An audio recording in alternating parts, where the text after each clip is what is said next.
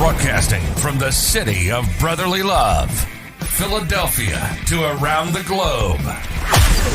You're listening to Shark Bite Biz, your exclusive place for business strategy, sales, marketing, and tech in the roaring 20s. And now, here's your host, David Strausser.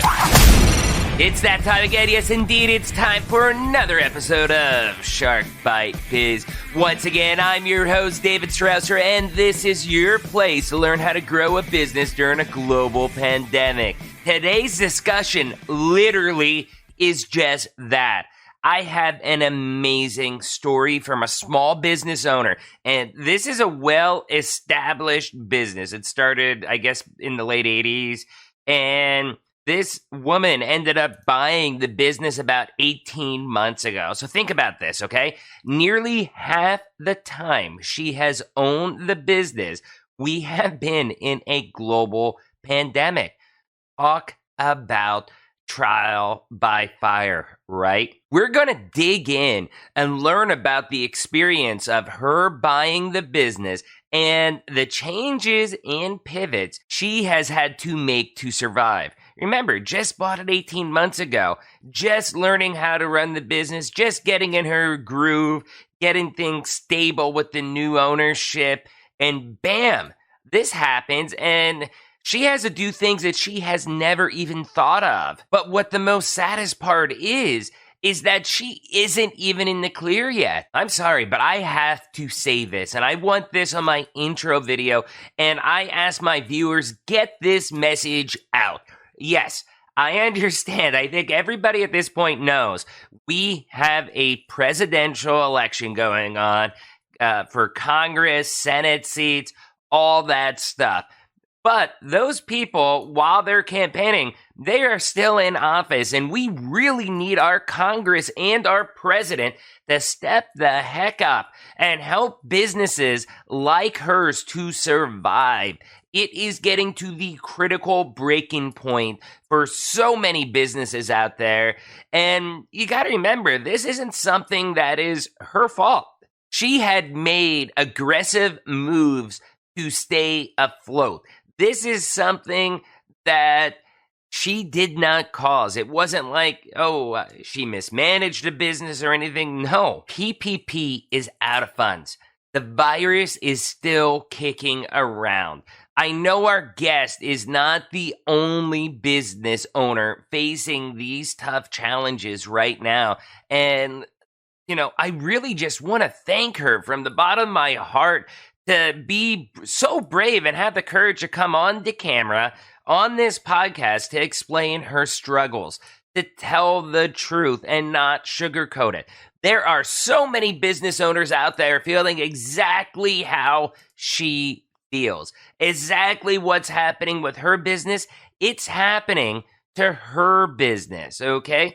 And it's really cool because you can see she's extremely grounded. She isn't lying to herself. She is in control. She knows the situation, but she needs help. I mean, the government forced her business essentially out of business. They force so many other businesses out of business. I'm very passionate about this topic, and it has me fired up. There is no reason why we should be waiting for another round of stimulus for small businesses like hers. This is ridiculous. Stay tuned after this video as I got a very special thing I want to do for her. She was really nice to kind of hook us up with a code for our viewers, and I'll do that on my interview wrap-up segment after we get done chatting. I really want my viewers to share this video, and not only share, but support her business. They're not super expensive items. They are very economically priced. So who is today's guest? And forgive me, I chuckle because as you all know, I really stink at pronunciations, okay? So her name's good, but I'm gonna chop up the business name, so bear with me, please. Today's guest is Kiani Wong. She is the CEO and president of Kaka'ako Kasuals. That, you can all imagine, is a name that I was going to chop up, and I practiced it about a million times. Ask my editor. And that is an Hawaii-based footwear company. The family-owned business has been locally run since 1988, and she acquired it about 18 months ago, currently making it a woman-run organization. So I'm going to shut the heck up. I know I had a lot to say in this intro video. Let's just bring Kiani on in here and let's hear her so personal story that I'm sure it's going to motivate you to help this family business stay around. Business strategy. Kiani, welcome to Shark Bite Biz. We are so thrilled to have you here.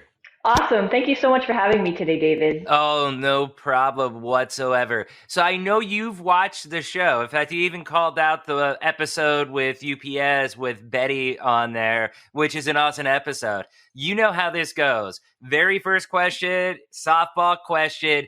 What is your background? What is your experience? What makes Kiani Kiani? Awesome. Yeah. Well, like I said, thank you again for having me, David.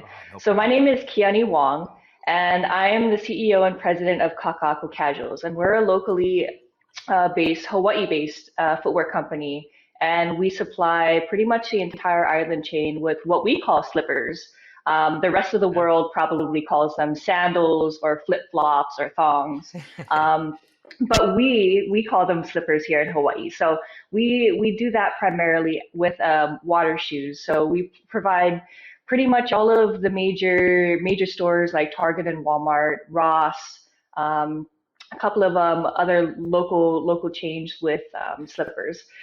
So my background in particular is in business. I have my MBA, and I also have a background in purchasing and buying. So I've worked for small specialty stores, and I've worked for larger retailers, larger chain retailers, to plan assortments, merchandise, things like that. So yeah, that's a little bit about my background. Yeah. No, that's great, and it's quite impressive. So I've got to ask though, just because I know, even though you gave me the pronunciation, when I record the intro video, I'm gonna chop it up. So can you say the name of it one more time so that people will forgive me in the intro? I don't know, David. I think you did a really good job with Kiani. A lot of people mispronounce that too. Exactly. Yeah.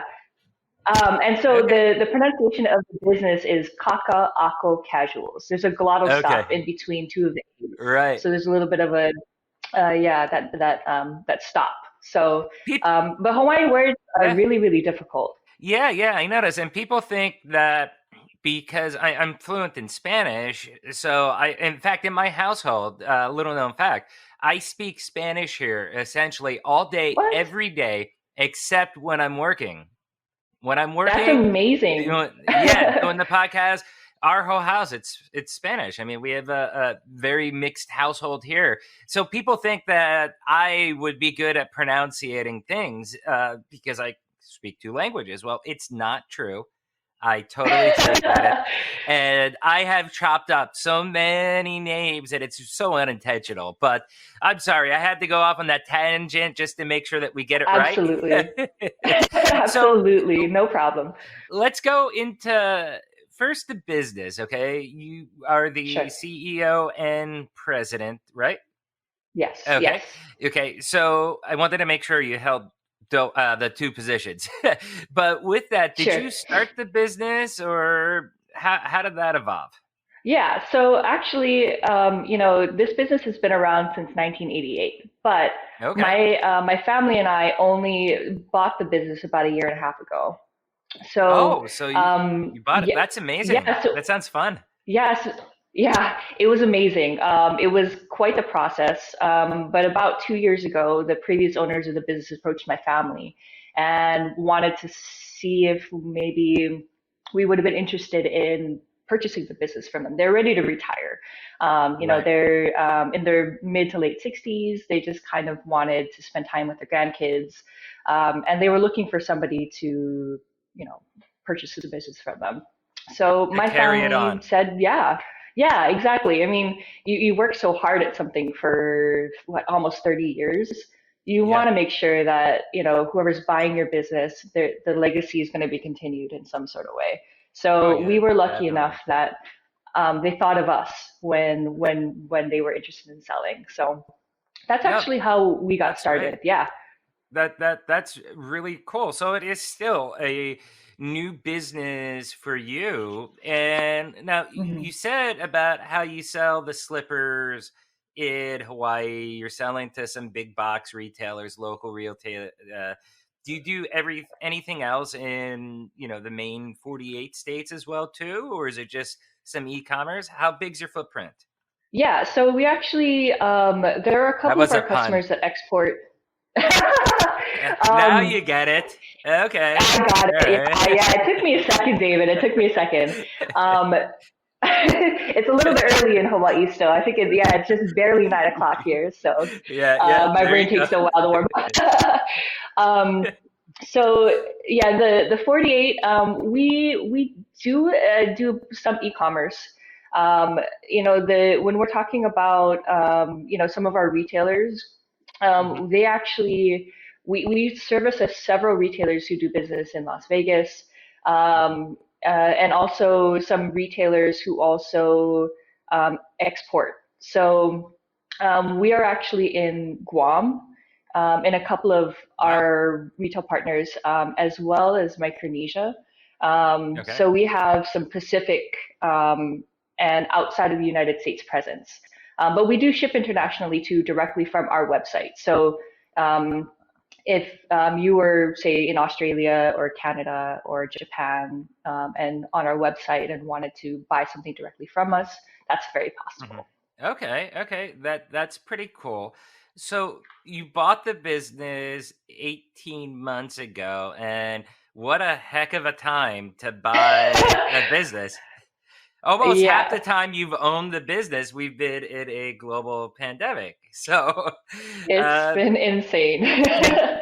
Can you tell us about that? I mean, just being a new business, I mean, you have an MBA, you're very experienced, you understand purchasing, all that stuff, the financial, sounds like you're a true whiz with it all, but it still has got to be a struggle of being a new business owner and then having all of this happening, even if it is an established business, Yeah, exactly. And prior to this too, I mean, we've gone through some major ups and downs in the first year in business. I think no matter what type of business you are, the first year in business is always rough. But a lot of external factors that we were dealing with was the trade wars, the China trade wars, since we import. And so that started to pick up steam within the first several months that we had taken over the business. And so that was a struggle, to figure out are we still going to source from China? Are we going to source elsewhere? What are we going to do? And how that's going to work for our business, just so that we can protect our margins and, protect our customers too. So that was a little bit of a difficult thing to navigate, so quick in. Doing? I mean, what was the answer that you've had? So we were on the cusp of, so footwear was the last list to be implemented for tariff increases under the new Trade Act. So we were about to be affected. I think the list was supposed to go live in like early December. And so we had everything prepped. We had let our customers know that they were going to see some price increases. We were working directly with our supplier in China to reduce some of those costs, to negotiate prices on their end, so that we didn't really have to raise prices all that much. But we had communicated back and forth, and we had everything going. And then, President Trump had come out and said, actually, we're going to delay that indefinitely. So it was really a huge sigh of relief for us. We had all the prep work done, but thankfully we didn't actually have to implement anything, since we were the last one to be implemented in the first place. So it was really a huge sigh of collective relief on our end, like, oh my gosh, thank goodness. Were you looking at other Asia countries, if you don't mind asking? Were you looking I mean, something that we've had as a topic on this show a few times was like the USMCA as far as the new NAFTA agreement. Manufacturing places like Mexico, Tijuana. Did any of that come into the thinking? Yeah, so we did briefly consider Mexico from the new agreement, but we really found that with our particular product, there's such an advantage to still sourcing in Asia. So Asia, okay. we had been looking at several other countries. We had been looking at Vietnam. We had been looking at, pretty much anywhere other than China. But at the end of the day, China has a huge amount of capabilities that Right. aren't as readily available in other countries just yet. Right. And so And that's we fine. made the decision to I'm stay. asking. Yeah, I'm mostly asking Hmm. because I think getting the thought process out there of people hearing, the discussions that you had with your people or in your mind Sure. about what to do. I mean, it's helping other people then make the decisions by getting those out. So getting that background of the thought process is pretty cool. Let's Absolutely. forward though a little bit to the current situation. In the one email you sent me, I believe you said that you're on your second lockdown. Are you still in a Yeah, second lockdown? we are still in the second lockdown. Oh, you So haven't even that made it was, to the third one yet. I know, I know. I should definitely count my blessings for sure. Um, but yeah, the first lockdown happened, in early or middle March, I would say, Right. through June actually. So late May, early June. And for the several months after that, we were open or semi-open, in a Right. way. And Hawaii had instituted a 14-day travel quarantine back at the beginning of the pandemic, because Right. we really wanted to restrict incoming passengers and making sure that they weren't sick and spreading the virus here. So that's been instated. It actually never left. So that's been in place Right. since March, through now. And yeah, so we had reopened tentatively, certain things. It was gradual. But then our cases really started spiking about a month ago, Right. a month and a half ago. So it was day after day of, huge amount of cases, especially for our small little tiny island, Mm-hmm. island chain. I mean, it was really rough on us. So they, at the beginning of September, our government said, okay, we need to figure this out. And so we went into an initial 2 week lockdown, and they've extended it to 4. So the order is supposed to expire, I think, on the 24th, but we'll see if that happens. Yeah, definitely. We'll see because it is definitely day by day at this Yeah. point.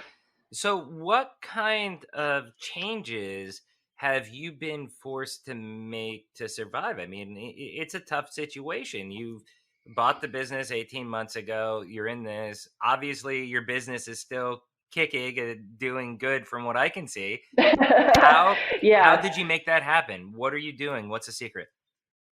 A lot of sleepless nights, David. um, I mean, I think anybody in this situation is trying their best to adapt to the whatever circumstance that we're in. And Mhm. it's been really difficult, I know, in a lot of local smaller businesses like ours. And so we found, several different ways in order to really try to make sure that we're going to maintain our business throughout the pandemic. Um, a couple of things that we've done is we've offered flexible payment plans to our retailers. Okay. So a lot of our businesses, or the people that we service, Mhm. are smaller retailers. And so Right. that flexibility of, payment terms, things like that has made it a lot easier for them to say yes to us. Is that Um, you know, something that you didn't offer before?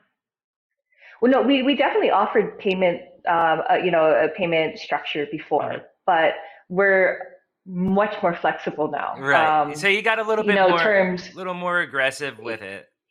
Yeah, yeah, yeah, yeah. I mean, we know that a lot of local businesses are hurting, and so extending, the payment terms out a little bit longer than we normally would have, um, just so we can take care of our customers too, because that's really important to us. And So that's a really yeah. good point you just made right there about taking care of the customer as well too. Making sure that Mhm. your customer realizes that you're not just there to sell them or give that, make a quick buck, that you're actually looking at a long-term partnership with them, because you're kind of in this together for a degree. You know what I mean? Sure. Yeah, absolutely. And in Hawaii, the majority of businesses are small local businesses. I think Right. per capita, we have one of the highest small business rates, in the country, because Wow. cost of living is so high here. And people are really, it sometimes can be a struggle to get by here. So we're all a very small community. We all know each other. Right. Whether we've done business together before, we've worked for one of these companies, you're really in Hawaii, your auntie, your uncle, your cousin works for one of these companies. Right. They work for your business. And so it's really a reciprocal. We want to take care of our customers, and we want them Mhm. to in turn think of us when they have something coming up. So it's Has it's that really it's that balance. has it made it harder for your business as well then too? I mean, offering terms to customers or being more flexible. I mean, did that give you any cash flow issues at all? Sure. I mean, whenever you deal with terms and whenever you extended that out a little bit further, it does cause cash flow issues. We were lucky enough to where we were able to get a PPP loan and the idle loan, Right. early on in the pandemic. And so cash flow issues haven't been a huge issue until right about now, actually. Okay. Since we had a little bit of capital to play with, it wasn't as tight. Obviously we were watching everything very closely, but we were able to benefit from some of those programs. So we wanted to take care of our Right. customers, and so Yeah. we don't want to take advantage of that situation. You know, one of my biggest pet peeves with the PPP program or the CARES Act is all these businesses had to close, and they gave companies the money for what, like 3 months of payroll or something like that with Hmm. those terms. But I think, and maybe this is just probably Washington being Washington in a bubble that they don't think, well, what about these companies when they can fully open, having the capital to ramp back up to capacity? Because having Hmm. money to pay your employees is one thing, but if you don't have the funds anymore to buy products, that's a whole Hmm. nother can of worms. I don't think Washington took that into consideration at all. Yeah, it seems like so much more, especially now, that now that we're in mid-September and we've been hoping for, Hmm. I mean, not expecting, but hoping for a second round of some sort of stimulus money. Um, so many small businesses like ours have been really just crossing our fingers, trying to Right. make sure that we can see it through. And the situation in Washington really doesn't give me thought. It doesn't give me a lot of confidence that a lot Yeah. of these people who are making our laws, and are responsible for these kinds of things, are really serving our best interests. Because I either they don't know, totally agree. yeah, and it's such a bummer because, I see my favorite restaurants are going out of business. My local Yeah. restaurants are going out of business. My favorite retailers are doing the same too.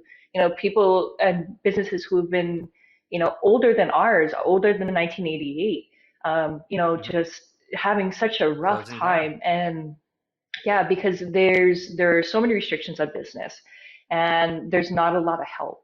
And there's only so many things you can do as a business to stay afloat.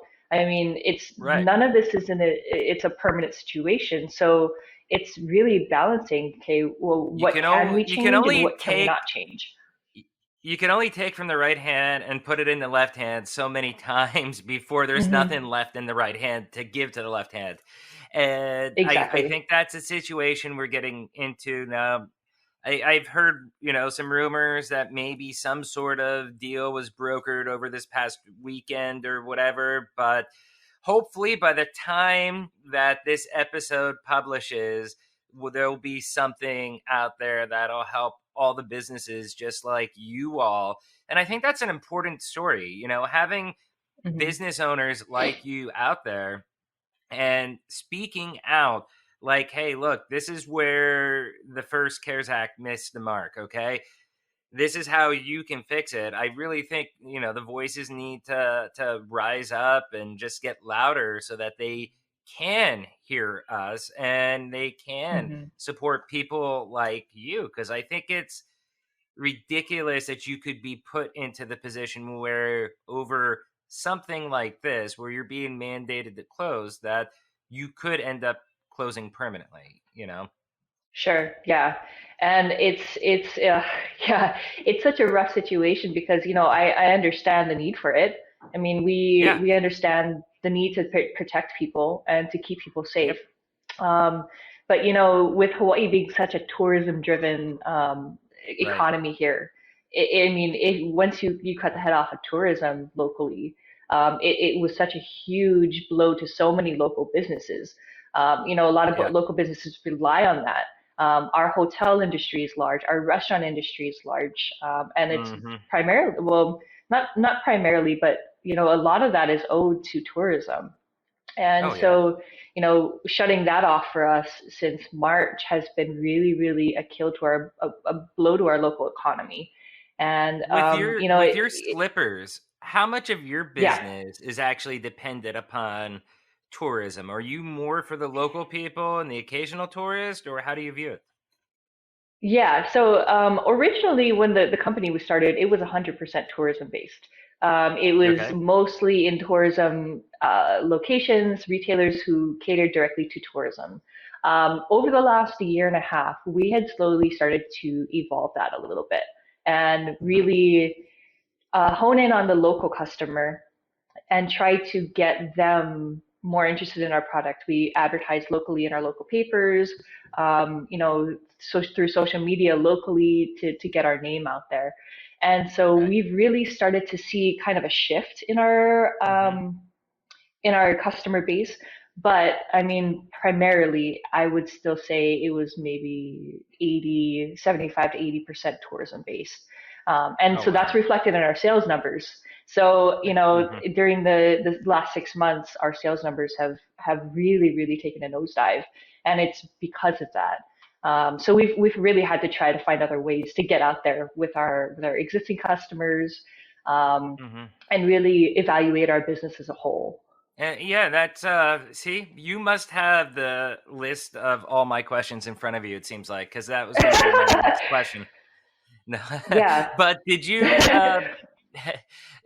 use the past, I don't know how long it's been, let's just say 6 months, the past six hmm months or so, did you use that to reevaluate how you run your business, how you target people, your marketing, your branding? How have you used that extra time? 1,000%. I mean, I think if you're in the situation and you're not evaluating that, I think you're on the wrong track. And I don't mean that disrespectfully. I just think that, if you're not trying to evaluate your situation, especially if you're in my position on a Hmm. on a really a regular basis, it your business isn't going to do very well for very long. Yeah. Because And that's situations really, change again, all I the want to time. reiterate, just that's got to be tough for you because you're starting to reevaluate how you do things and it's a brand new business to you. So that's Exactly. tough, you Yeah. know? Yeah. Yeah, here we go. You Virtual know, fist bump. there you go. There you go. Thanks, David. Yeah. I appreciate Yeah. that. No problem. Yeah. So we did a number of things. Some things that I can sort of speak to right now. Some Hmm. things that are projects that we're currently working on for the future. But yeah, I mean, we looked at every aspect of our business. Are our systems set up right? Do we need to invest in other systems that we're not investing in? Because now would be a great time to implement them if we haven't Yeah. before. Oh, Um, what are you implementing? yeah. What kind of So changes have you made? we So specifically, we've finally finished implementing our inventory management system. Okay. So that was huge for us because Hmm. the previous owners of the business kind of had a good idea of their inventory, but it was never exact. But now that we've been selling e-commerce, we've been going online, we've Right. been on internet marketplaces like eBay and Amazon, things Hmm. like that. We need to manage our Omni-channel is inventory all the between, rave. yeah, exactly. And so, I mean, when we're talking about fulfilling our wholesale customers, their business needs too. It's just, we have all of these different components. So we needed a solution that was going to really, really give us an advantage going forward. And so we implemented a new inventory system that was really successful for us. Okay. It partners in our EDI connections with some of our major retailers, which was key for us because we were spending so Yeah. much time every week doing these things. And the pandemic really accelerated that process. So that was something that we did Yep. Yep. internally. A- Yeah. And I think that's, really important story, as our regular viewers know for my day job, where I run the Northeast region for Vision 33. And that's the Hmm. one thing that we specialize in is with SAP Business One. We have the solution that really it's for people just like like maybe they're doing things in inventory, they have EDI, they have e-commerce, and you really need that central nervous system, something that Hmm. ties everything together into one location. And otherwise you're going to be doing double data entry. You're going to have errors with data silos. You're going to have wrong inventory counts. Your finances are going to be Hmm. off. And having that just really simplifies your life. Plus, now when you're making a decision and you're looking at inventory levels and stuff, you're able to make decision off reliable data that is Hmm. presumably somewhat live, right? Exactly. And that was one of the issues before when we first bought the business is I had no idea what sales were like for the past few years, other than a Ooh. giant number. So I had a macro view, but I didn't know what styles sold better over others, Hmm. except for anecdotal evidence. I didn't actually have data. And me having a buying background, not having data Hmm. to really sink my teeth into was really scary for me at first because I knew certain things sold, I knew certain things didn't, but not Right. having that data in front of me to confirm that and to really see trends, it was Hmm. it was so difficult. And so now that we've implemented this system, we have Right. all that information, so I don't have to guess. That's really exciting for me. Oh, In this situation, yeah. yeah, I mean see, a lot of people, and I deal with this all the time. I specialize in working with people like you. This is what I am a subject matter expert in, and it's business process Hmm. automation. Okay, as Hmm. far as doing exactly what you're talking about and having that visibility, that automation. That way, you don't have to, fill out 15 different spreadsheets. It's already It's done for you. insane. I mean, Yeah. isn't that Hmm. amazing? Now, so it sounds like that you've essentially kind of digitally transformed your business then during this time. You think that's accurate? Yeah. Yeah, I would say so. I mean, we had a lot of these processes starting to kind of be in the works prior to the pandemic, but we've really accelerated a whole bunch of stuff. We started selling on eBay. We set up an Amazon account. We had already gotten our e-commerce, our website set up, Hmm. but we dramatically improved the amount of online advertising that we were doing. I mean, we really, really did have to digitize because that was where most of our sales were for several months was online. Without that, we wouldn't Right. have any cash flow. So we need that. Right. It's really Have you important for us. seen have you seen the trend with the e-commerce and stuff like that starting to go up? Like, are you starting to see an ROI on everything that you've done? Yeah, and it's really exciting to see that because for a while we weren't sure how well e-commerce was doing. I think as a Hmm. whole, for especially for our category, it's such a competitive. I mean, shoes, Right. accessories, any kind of thing like that is so competitive online, and so we really had to start to brand ourselves as something special and unique to Hawaii when we first started Oh doing yeah. business and had kept doing that, and we knew eventually it would start to pay off. But I mean, there's a huge surge in people who are shopping primarily or only online. And so we knew that we were this was going to be a long-term trend, and we had to get in on that as quickly as we could. Yeah. So from what I'm hearing, and correct me if I'm wrong, it sounds like you've made a number of pivots now.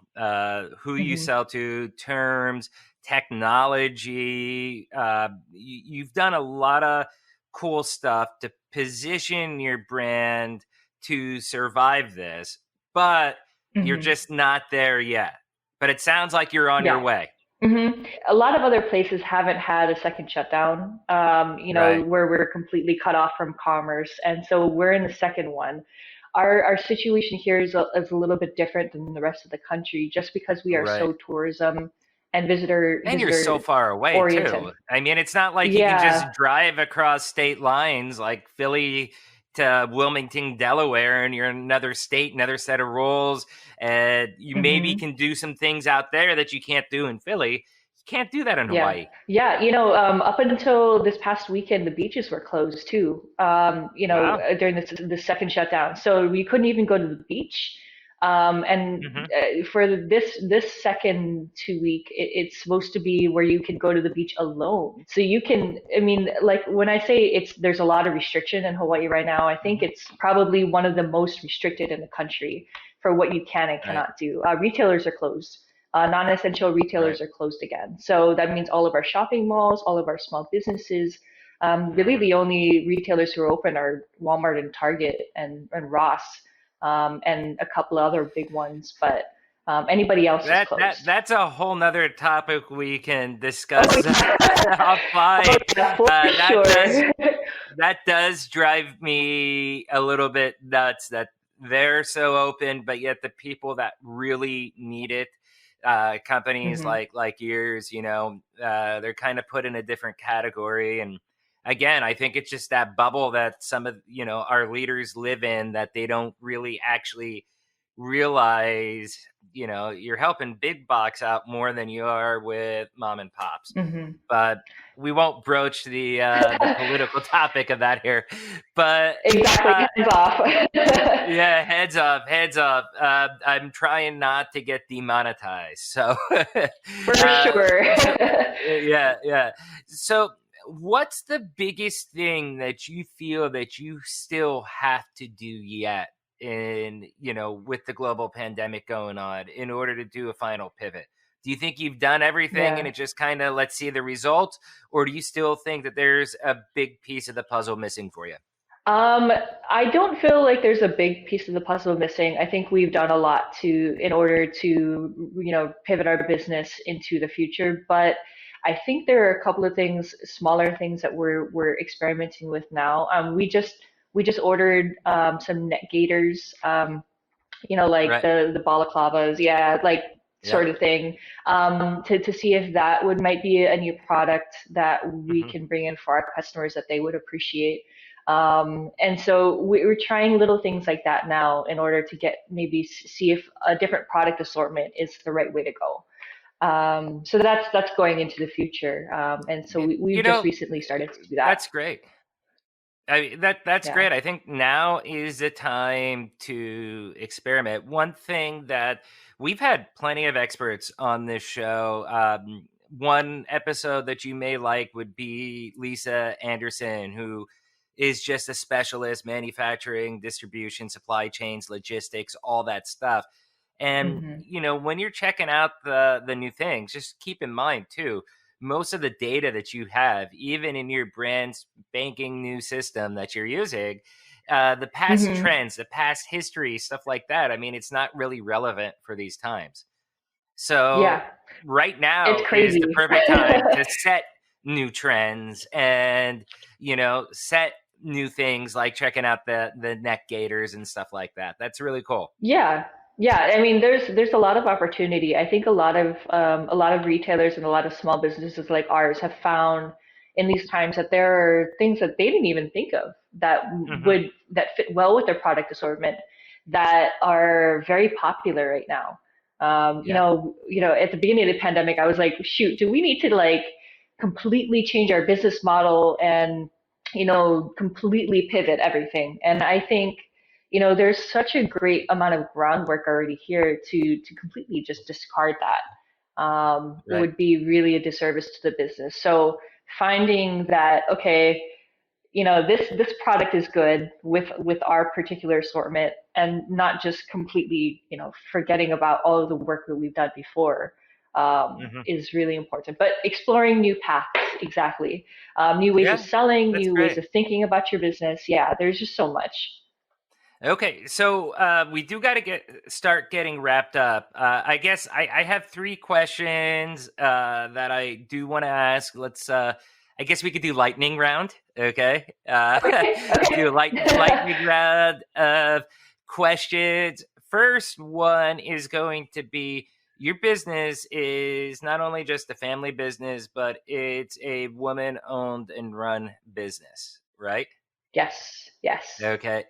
You think that, I mean, that's empowering. That's really cool. And, it's pretty awesome. How many women do you have working for your business? In management, all three of us are women. My All director of perfect. marketing, yeah, my director of marketing is a woman. My director of operations is a woman. Most of our sales reps that go out into our communities and our retailers are women. Hmm. We do have some hardworking, amazing men that work for our business as well. But in positions of management, we are all women, and it's been an amazing time, because we get along so well. We work together very well. Hmm. We problem solve very quickly, and I'm not saying that that doesn't happen in other businesses, but Right. us being a family-run, women-owned business, we understand each other, I think, on a different level, and especially being so close and such a small group, um, Hmm. all of the pieces really fit together very well, and we all understand our role and our business as a whole. And so that, coupled with just the camaraderie and the ability to work so closely with other extraordinary women, is one of my favorite things about this business. I get to come to work every day, and it's an empowering feeling. Oh, that's awesome. Congrats on that. Just having that, that feeling, that environment. I mean, with you being the CEO and president, it starts from the top down, and it Hmm. sounds like that you have the team around you that really allows you to excel at your business. Yeah, So, absolutely. I am yeah. 100% thankful for them. No, that's great. I guess the next question is, what advice do you have, knowing the pitfalls and the tests that we've all faced the last couple of months? There's, for every one of you that have put in all these moves, there's probably about 10 other businesses that are really out there struggling. What word of Mhm. advice do you have for those owners out there? I think it took me a while to get this too, I think. And I think that piece of advice would be to accept the situation that you're in. Hmm. Um, for so long, I think for the first couple of months during this pandemic, I was really, trying to fight back against the situation. Hmm. Like, no, this can't be. Let's figure this out, and pushing back on every which way. And I think by accepting and understanding this reality that we found ourselves in has really opened up a lot of doors that I didn't expect, Right. to walk through. And so if I had been constantly worried about pushing back against this external thing, it would have taken me a lot longer. So accepting the reality for what it is really, really important, because then you can start to see, okay, maybe we need to try this new product assortment, or maybe we need to think about rebranding instead, because this Yeah. pandemic has changed our lives forever. And so even if we're not in the pandemic, the height of the pandemic like we are now, eventually, it'll start to return to somewhat of a normal, or somewhat Right. of a baseline. And so that baseline, Maybe is going to be the very new different. norm. Yeah, and so the baseline is going to be very different from what it was at the beginning of the year. So finding your way, finding your comfort in this, and accepting the reality as it is, I think has been the biggest piece of internally, something internally that I've been able to help with the situation. Yeah, I think It's reduced my that's anxiety a lot. very true. Anyways, let's end on a positive note now. Uh, Awesome. how can people reach out to you? Awesome. So you can follow our business on Instagram. Yeah. It's at Kaka'ako Casuals. And David, will you put a link to Yes, yes, yes. our little okay? It will be Yeah. in the description, whether you're on YouTube, iTunes, Spotify, Google Podcasts, it's Good. everywhere. Okay, good. Okay, and then you can find us on our website. It's www.kaka'akocasuals.com. Um, and you can also follow me personally on Instagram. I have a business page for myself, and my @ is Kiani.Wong. Okay, perfect. I will start following you today. Awesome. Thanks, Thank you. David. Hey, thank you so much for coming on here. I think we talked about a lot of different topics. We crammed a lot into this 40-minute interview. I know, for sure. So we covered a lot. I hope this really helped our listeners out there. Thank you so much for coming on. And if you don't mind, 6 months from now, I'd love for you to come back on so we can talk about the progress between this interview and that time in the future. Awesome. I'd love to, David. Thank you so much again for having me. Oh, It's been no a really problem. fun experience. I love talking about my business, and That's spreading great. the It love shows. around. Yeah, That's I'm definitely very passionate about it. So thank you so perfect. much again. That was absolutely amazing. Kiani really gave us some incredible insights. I mean, I really, really loved talking with her. When I started this show, the goal was to have about 20-minute interviews. And as you may have noticed, most episodes are way past that mark anymore. Why is that? Well, this is a perfect example why, because it happens when I'm having such an engaging discussion with people like Kiani. The conversation just has so many twists and turns that it really kind of engulfs me. And I think what they are sharing is actually critical to the development of other businesses and managers out there. I think this intel, as I call it, can hopefully spark some ideas and give you something that you can get out of it. So, like this interview, I kind of let it go on so that I could try and give my audience the most while these people, these incredible people, tell their stories. I also hope that talking with me as we kind of talk through these items and stuff like that, I'm kind of giving them a confirmation of what other experts have told me.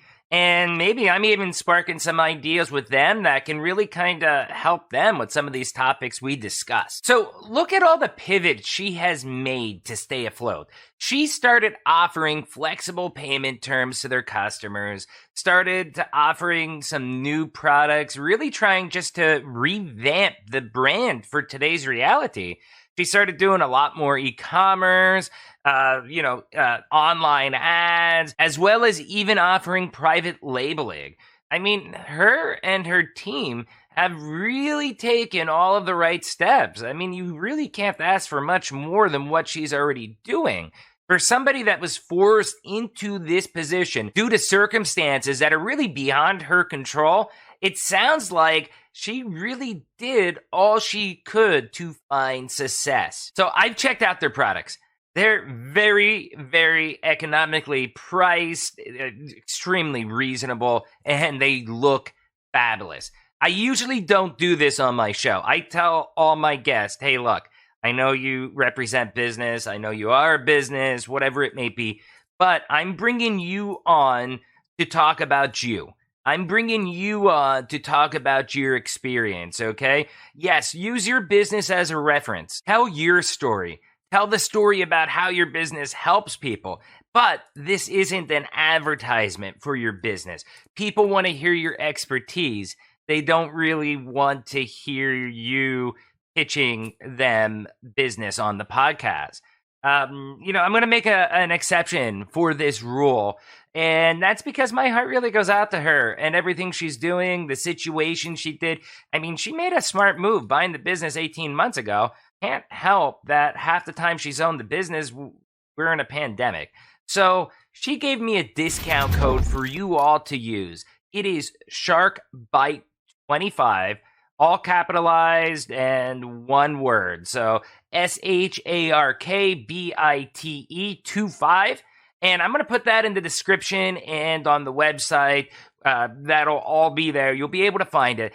Do me a favor. I am asking my community here at Shark Bite Biz. Let's help this business make it through this tough time. And let's just be conscious of all the other businesses out there that are doing the right thing, but still struggling. Let's give them a hand, especially a situation like this. So normally, since I've got my own merch store, I've been plugging my merchandise and every episode because we have some really kick-butt stuff. But I'm not going to do that today. I'd rather you go to Kiani's store. And again, we'll have the link in the description there.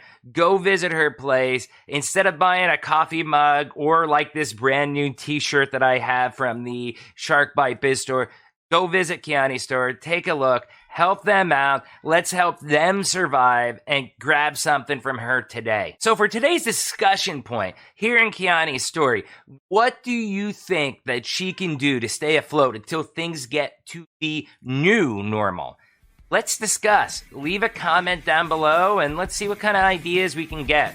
As always, make sure that you subscribe, like, and share the video. We really count on all of you to grow our community, to help business owners just like Kiani learn about all these little different tips and help them evolve as a person, as a professional, and help their businesses. Thank you all for watching this, and remember, I'm David Strausser, this is Shark Bite Biz, and we'll see you next episode.